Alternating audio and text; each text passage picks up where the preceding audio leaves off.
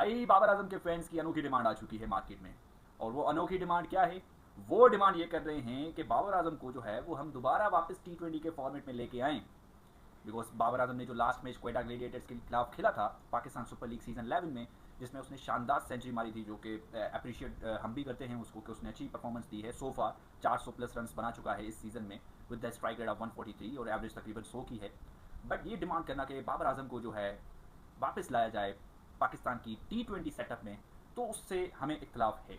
अब वो इख्तलाफ क्यों है कि पीछे बाबर आजम ने 2021 में T20 पहला अपना कैरियर का T20 वर्ल्ड कप खेला था। अब मैं थोड़े से स्टेट्स आपके सामने रखता हूँ कि बाबर आजम ने जो वर्ल्ड कप्स T20 के वर्ल्ड कप्स खेले हैं उसमें बाबर आजम की क्या परफॉर्मेंस रही है। तो स्टेट्स जो है वो आपकी स्क्रीन पे सामने आ रहे होंगे। बाबर आजम ने T20 वर्ल्ड कप्स में 2021 में 6 इनिंग्स खेली थी, 301 रन बनाए थे with the strike rate of 126। 2022 में 7 इनिंग्स खेल के 124 रन बनाई थी with the strike rate of 93। ये 93 का स्ट्राइक रेट T20 फॉर्मेट का है, ये ODI फॉर्मेट का नहीं है। 2024 में 4 इनिंग्स खेली थी बाबर आजम ने T20 वर्ल्ड कप की। 2026 में 4 इनिंग्स खेली थी। अब 2024 में जो 4 इनिंग्स खेली थी उसमें 122 रन थे with the strike rate of 101। और 2026 में जो 4 इनिंग्स खेली थी उसमें रन बनाए थे 91 with the strike rate of 112। Total 21 innings 640 run हैं बाबर आजम की T20 के वर्ल्ड कप कैरियर में। एवरेज है 33 का और स्ट्राइक रेट है 111 का, 111 का स्ट्राइक। 21 इनिंग्स में से बाबर आजम 15 दफ़ा ओपनर आए हैं और इन ओपनिंग पोजीशन पे खेलने के बावजूद भी बाबर आजम का पावर प्ले में वर्ल्ड कप में जो स्ट्राइक रेट है वो अंडर 100 है। और ओवरऑल अगर हम स्ट्राइक रेट की बात करें तो 111 का है। देखें, हम सबको बाबर आजम से प्यार है, हम सब बाबर आजम को पसंद करते हैं।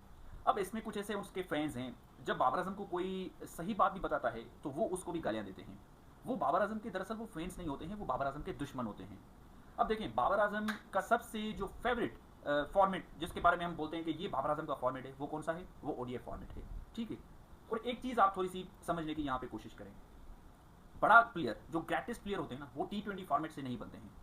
वो आपको टेस्ट में अच्छी परफॉर्मेंस देनी होती है अगर आप अपने आप को ग्रेटेस्ट की लिस्ट में आप देखना चाह रहे हो। तो अगर आप एक मीडियोकर प्लेयर की तरह आप खेलना चाह रहे हो, आप बोलते हो कि बस मुझे जो है वो पैसा चाहिए, तो देन आप कंटिन्यू रखें T20 फॉर्मेट, आप खेलते रहें, आपको कोई मना नहीं करेगा। बट पाकिस्तान की टीम में जब आएंगे तो आपके ऊपर तनकीद ज़रूर होगी, बिकॉज आपका जो स्ट्राइक रेट है वो आज के मॉडर्न डे क्रिकेट को मतलब एक्सेप्टेबल नहीं है आज के दौर में, तो खास तौर पे।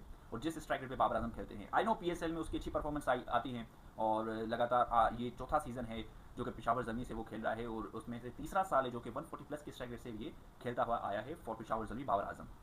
बट द थिंग इज कि यहाँ पे आपको एक चीज़ अंडरस्टैंड करने की ज़रूरत है, वो है बाबर आजम के पास T20 की गेम है ही नहीं। जितना बाबर आजम T20 फॉर्मेट के पीछे भागेगा, उतने ये जो दो फॉर्मेट्स टेस्ट और ODI के फॉर्मेट्स हैं ये उससे भी चला जाएगा। बिकॉज आप देखें, अभी माइक हैसन है आपका हेड कोच, माइक हैसन के हाथ में जैसे जाएगा वो इसको स्लॉगिंग करवाएगा। और आपने हाल देखा था बाबर आजम का वर्ल्ड कप में भी। तो वो देखिए, बाबर एक नेचुरल प्लेयर है, नेचुरली टेक्निकली साउंड प्लेयर आप कह सकते हो, एक क्लासिकल प्लेयर है वो डाउन द ग्राउंड शॉट्स खेलता है। और बाबर आजम ने ये खुद भी बोला है कि भाई मैं जो है वो साइम या फ़खर की तरह बड़ी शॉट्स नहीं मार सकता जाते।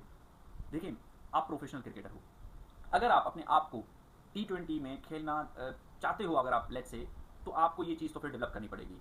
ये एक्सक्यूज़ नहीं होना चाहिए कि मैं जाते ही अटैक नहीं कर सकता हूँ, आपको अटैक करना पड़ेगा। क्योंकि मॉडर्न डे की रिक्वायर्ड ही है कि भाई आपको पावर प्ले का बेनिफिट लेना पड़ेगा। अगर नहीं लोगे आप पावर प्ले का बेनिफिट, तो ऑब्वियसली आप अपोनेंट टीम के लिए ऐसा समझते हैं कि आप अपोनेंट टीम के लिए खेल रहे हो।